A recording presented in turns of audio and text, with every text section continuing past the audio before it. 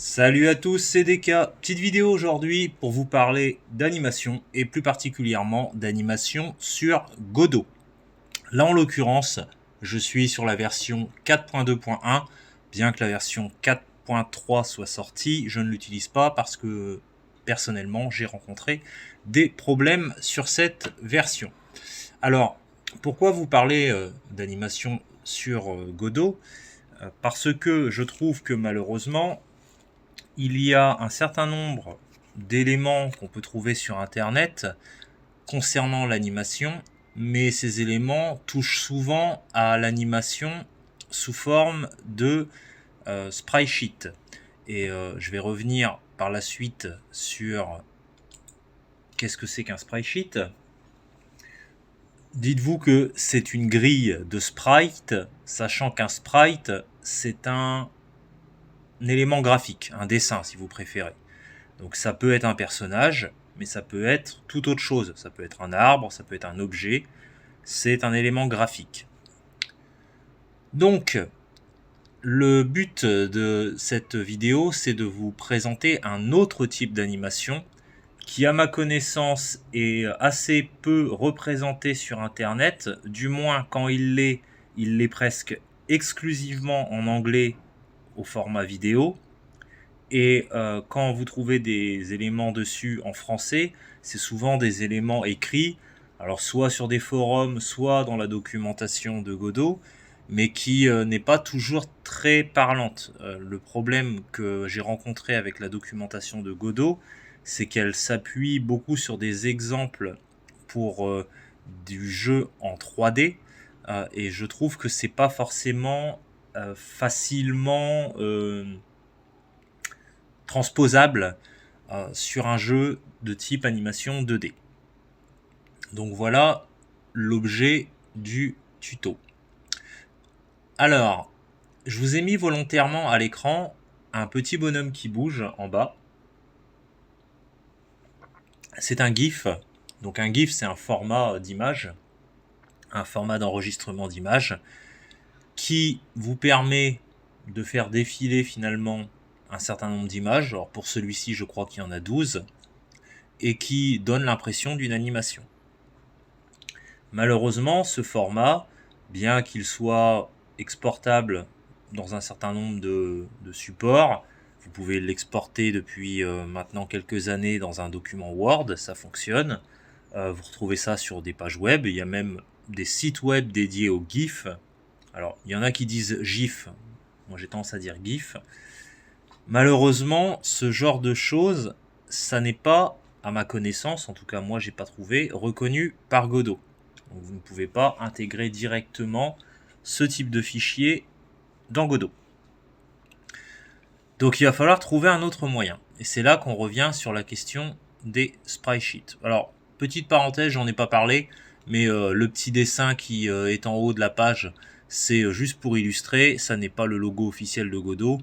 C'est moi qui ai imaginé un personnage se rapprochant du logo de Godot, et je me suis fait accompagner par Alpaca, donc une IA de création d'images, et j'ai modifié un certain nombre de choses pour avoir ce résultat. C'était la petite parenthèse. Donc, si je reviens à la question des sprite sheets, puisqu'on ne peut pas utiliser de GIF, je vais vous montrer un exemple de sprite sheet. Alors, je vais essayer de le décaler un peu.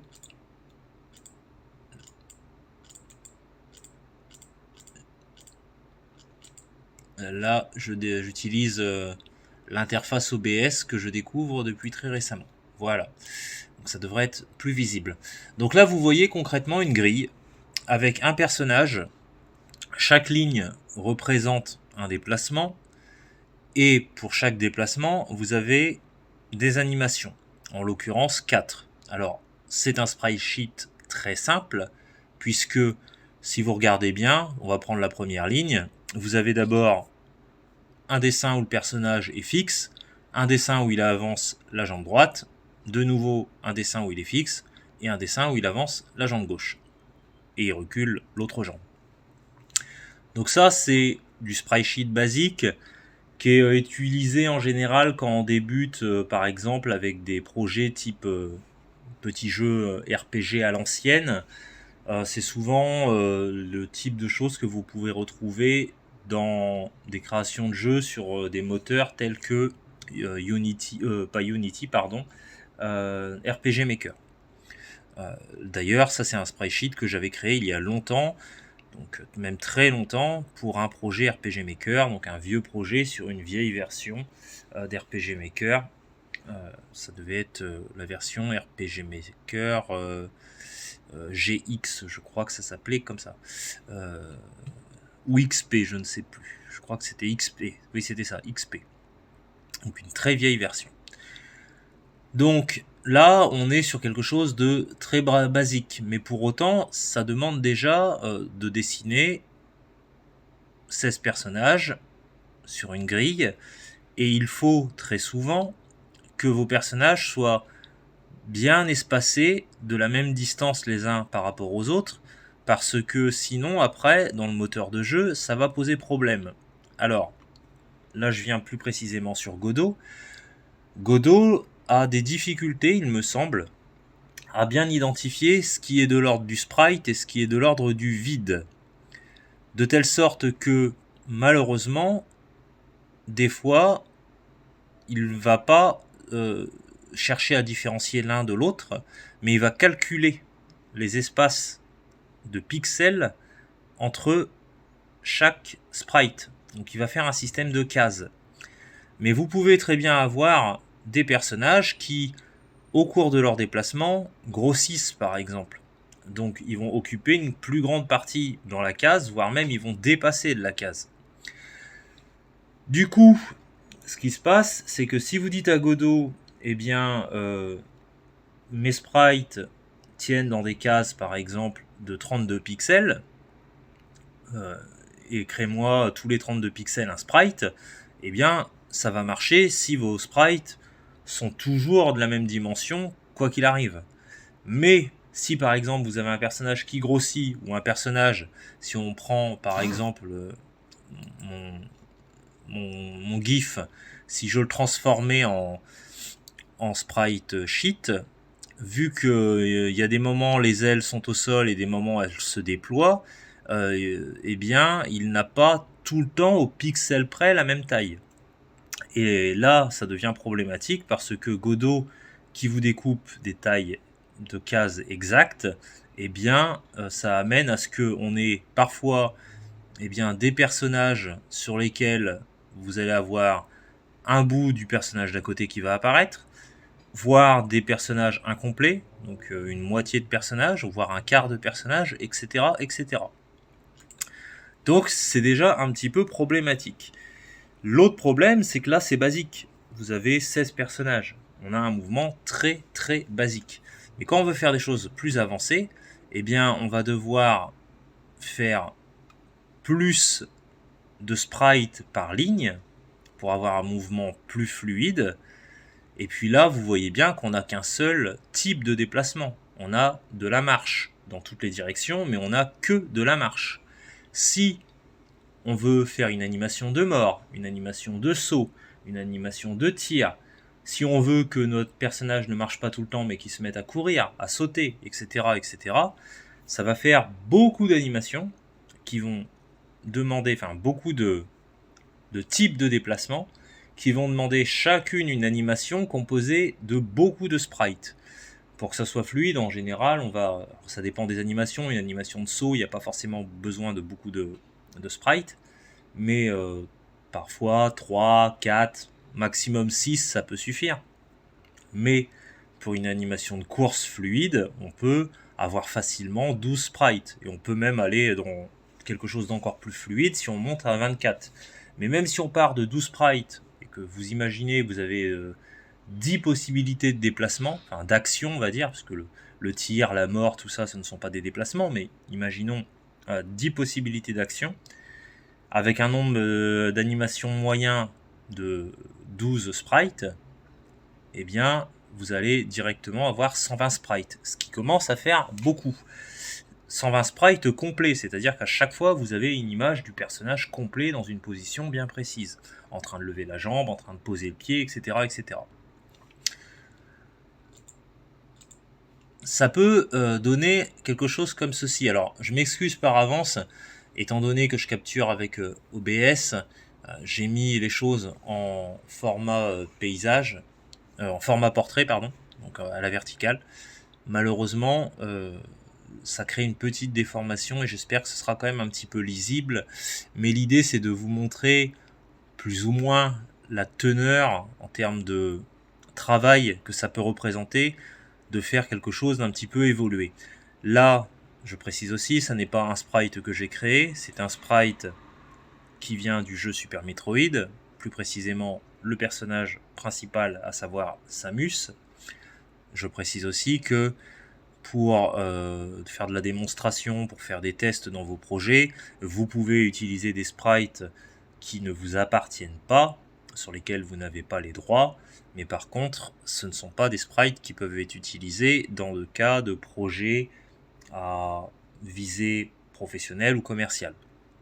Donc là, vous voyez par exemple que le personnage de Samus, il y a pas mal de lignes. Alors il faut savoir qu'en plus, il n'y a pas une animation par ligne, il y en a plusieurs par ligne, il y en a parfois 2 ou 3, et qu'il y a énormément de déclinaisons, de dessins du personnage. Donc ça fait beaucoup de travail. Là je pense qu'on a pas loin de la centaine de dessins.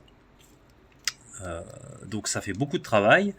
S'il faut redécouper vous-même bien les choses à la main, ça va faire beaucoup de boulot de découpage, et aussi en termes de poids, ça va représenter beaucoup d'octets.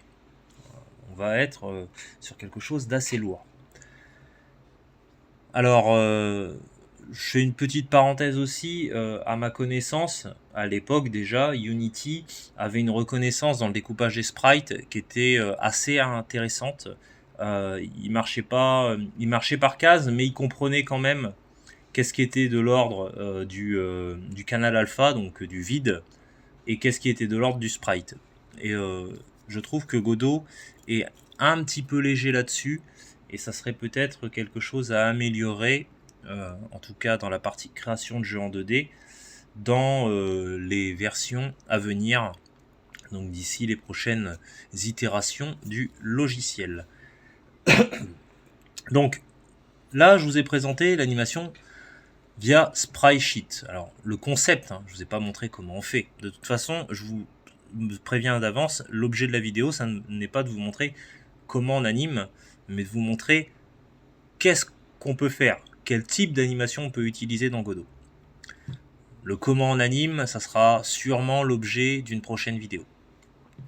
Donc l'animation par défilement de différents personnages issus d'une grille, c'est intéressant, c'est un truc qu'on trouve souvent en tuto sur internet, même en français, mais ça présente les inconvénients que je viens de vous présenter, donc une certaine lourdeur du projet, une certaine intensité de travail en termes de découpage et en termes de création des personnages. Ça a un autre problème que je peux préciser dès maintenant, c'est une fois le projet fini, si vraiment vous allez au bout de votre projet et que c'est terminé, que vous en faites un projet, que ce soit pour vous ou à titre commercial, il va falloir que vous puissiez l'utiliser en tant que jeu sur une plateforme.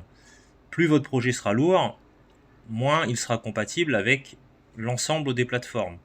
D'autre part, même s'il est compatible avec la plupart des plateformes, plus il est lourd, plus il est long à télécharger et à installer. Donc ça a cet inconvénient-là aussi, d'avoir des centaines et des centaines de sprites pour un seul personnage et pour gérer les déplacements d'un seul personnage. Donc moi, ce que je vais vous présenter, c'est quelque chose d'autre, et c'est indiqué ici dans le thème, c'est un type d'animation qu'on appelle l'animation modulaire. Donc l'animation modulaire, on va passer directement sur Godot. Alors c'est peut-être pas très net au niveau de ce qui se passe dans les fenêtres en termes d'écriture, mais nous on va s'attacher seulement à l'option sur laquelle on est déjà déjà positionné, à savoir l'option Animation Player. Donc là, vous avez un personnage qui paraît entier. En réalité, il ne l'est pas. C'est une sorte de pantin. Et pour vous le prouver, vous voyez que si je clique sur torse et que j'enlève la vue, le torse disparaît. Alors la tête aussi, parce qu'en fait la tête est liée au torse. Donc on a un arbre où différents éléments sont liés entre eux. Je peux faire disparaître la jambe gauche, la jambe droite, etc. etc. Là concrètement, qu'est-ce que j'ai? J'ai un personnage qui en réalité n'est pas complet. Si j'allais dans le détail de l'arborescence, on verrait que le personnage est constitué de 15 éléments. Pourquoi 15? Eh bien, vous avez un élément pour le bassin, un élément pour le torse, un élément pour la tête qui font 3 éléments. Pour chaque bras, vous avez 3 éléments. Donc, le bras, l'avant-bras, la main. Donc, que ce soit pour la gauche et la droite, c'est la même chose. Donc, on a 6, on a 3 et 3, 6. Plus les 3 d'avant, ça nous fait 9. Pour les jambes, pareil, on a 6 éléments. Donc 9 et 6, ça fait 15. Alors pourquoi 6 éléments? Parce que pour chaque jambe, on a une cuisse, un mollet, un pied. Donc vu qu'on a ça 2 fois, on a 6 éléments pour les jambes. Donc c'est découpé en mode pantin, et en fait, tout ça, c'est relié. Là, j'affiche les os par des os qui sont eux-mêmes regroupés dans un squelette. Et l'intérêt, c'est qu'avec seulement ces 15 éléments, eh bien, je peux créer déjà un certain nombre d'animations qui va utiliser que ces 15 éléments-là. Et déjà avec ça, eh ben, je peux faire beaucoup de choses. Je n'ai pas besoin d'importer à chaque fois un personnage entier, qui va être forcément plus lourd que chacune des petites parties. Alors, je vous cache pas que c'est un peu fastidieux au départ, parce que il faut importer toutes les petites parties, il faut les remettre en place, il faut les lier entre elles, il faut configurer pour que ça bouge bien comme on le souhaite. Mais une fois que c'est fait, et puis après, vous n'avez plus qu'à faire les animations. Donc pour les animations, on va passer dans le composant graphique qui s'appelle l'Animation Player. Alors, petite précision, j'ai parlé juste avant d'animation modulaire. C'est quelque chose que vous connaissez plus ou moins déjà, puisqu'il y a un jeu connu qui l'a longtemps utilisé, cette technique, et qui l'utilise peut-être encore, ou du moins s'il y a des jeux à l'avenir. C'est le jeu Rayman. On a un personnage qui n'a pas de bras, pas de jambes, et les bras et les jambes bougent un peu comme ça dans les airs, mais c'est justement parce que c'est de l'animation modulaire, c'est-à-dire que vous n'avez pas Rayman qui est dessiné dans toutes les positions. Rayman a été découpé, et en fait, ce qu'on fait bouger à chacun de ses déplacements, c'est juste des parties de son corps. Alors, je ne suis pas sûr qu'à l'époque, le studio, c'était Ubisoft, hein, Rayman, qui avait comment la possibilité, je ne suis pas sûr que le studio avait la possibilité d'utiliser des composants graphiques comme l'Animation Player pour réaliser ça. C'était peut-être fait intégralement via le code. Mais quoi qu'il en soit, le principe est le même. Donc là, je vais vous montrer quelques animations que j'ai réalisées. J'ai réalisé, on va la faire tourner en boucle, l'animation Idle, donc un personnage qui respire. Alors, idle, normalement, ça veut dire repos. On pourrait mettre une image complètement fixe, mais c'est quand même pas top. Donc, en général, on fait bouger le personnage, et un exemple assez connu, c'est dans les jeux de combat. Je vous en montre un exemple.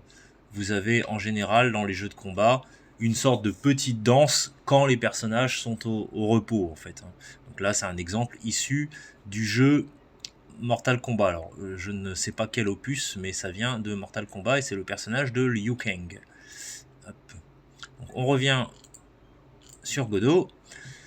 Donc, une animation idle où le personnage respire. Et là, clairement, mis à part la petite fumée, qui est un élément qu'effectivement j'ai rajouté par la suite, mais pour le personnage lui-même, on a seulement les 15 éléments qu'on anime. On fait un petit peu descendre monter et descendre les bras. Pareil, on bouge un petit peu le torse, on le gonfle un peu en changeant sa taille, on change légèrement la taille de la tête et on a une animation. Avec exactement les mêmes éléments, on peut faire une animation de course. Alors là, il y a des gouttelettes, il va falloir que je les enlève à un moment ou à un autre. Mais on a une animation de course. Avec toujours les mêmes éléments. Une animation, alors je vais la faire tourner en avant-arrière pour que vous ayez le temps de voir. Une animation de glissade. Toujours avec les mêmes éléments. Une animation, et celle-là va être un peu particulière, je vais faire un petit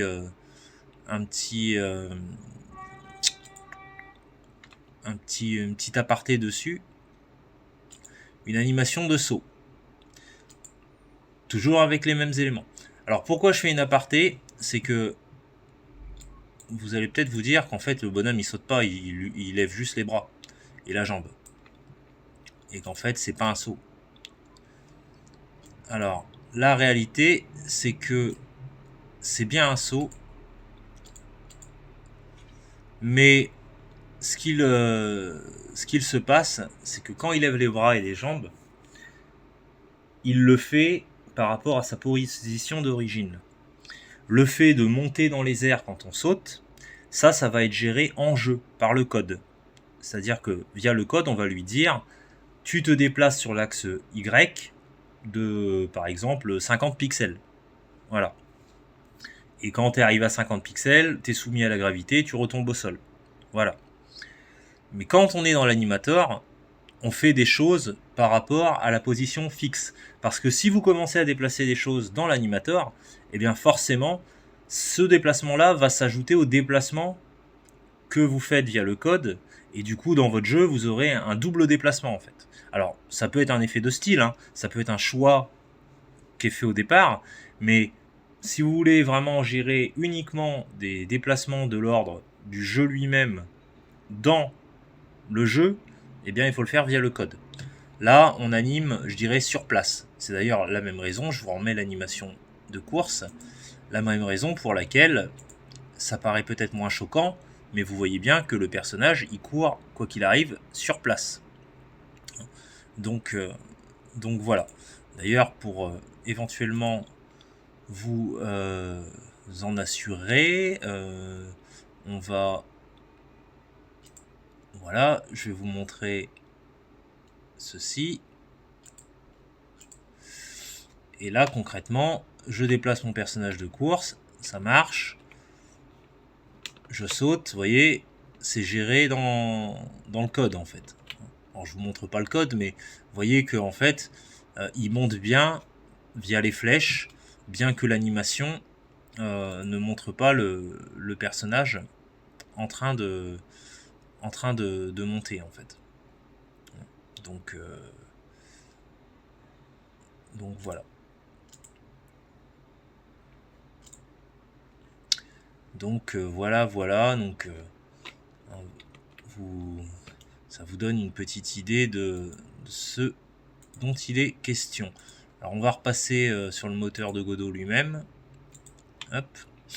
Donc l'idée de ce type d'animation là, c'est encore une fois d'économiser énormément de ressources. Mais au-delà de ça, c'est de vous économiser du temps de travail, pas de découpage aussi intense que celui que je vous ai présenté précédemment avec les sprite sheets. Vous allez avoir du découpage, c'est-à-dire que le dessin de votre personnage, une fois qu'il est fait, vous allez devoir le redécouper en chaque partie pour en faire un pantin. Mais ça reste quand même beaucoup plus facile et moins coûteux en termes de temps que de découper une grille de 120 ou je sais pas, de 100 personnages. L'autre intérêt, c'est que vous allez créer beaucoup plus d'animations avec peu d'éléments.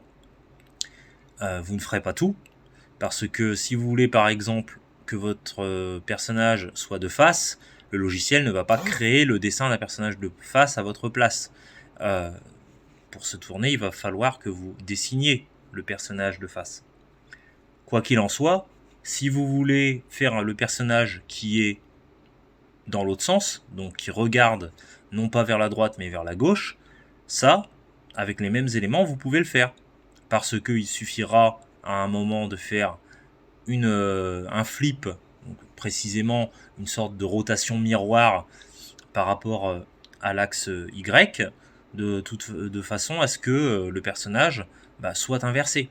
Et les animations fonctionneront aussi juste en ayant fait un flip. Alors très souvent, le flip, on le fait depuis le code. On demande à ce qu'il y ait un flip H qui soit appliqué en fait. Donc voilà. Donc l'idée c'était ça, c'était de vous présenter une méthode qui à mon sens est pas assez représentée dans les tutos français sur internet et qui à mon sens peut être intéressant parce qu'elle est moins coûteuse en ressources, parce que ça permet je pense à terme de réaliser des projets qui seront plus faciles à exporter, à télécharger et à installer, et aussi parce que même en termes de temps de travail, c'est plus économique et un peu moins fastidieux. Là en l'occurrence, ce qui est fastidieux dans cette méthode, c'est d'importer les différents éléments, de les configurer, parce qu'il y a un type de configuration précise sur lequel je ne reviendrai pas aujourd'hui, et puis après de les lier entre eux pour créer des animations.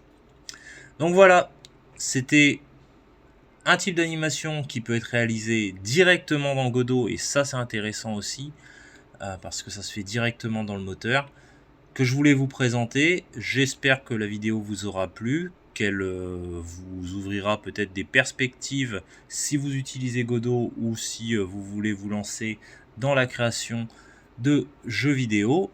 Et sur ce, je vous dis à bientôt. Salut!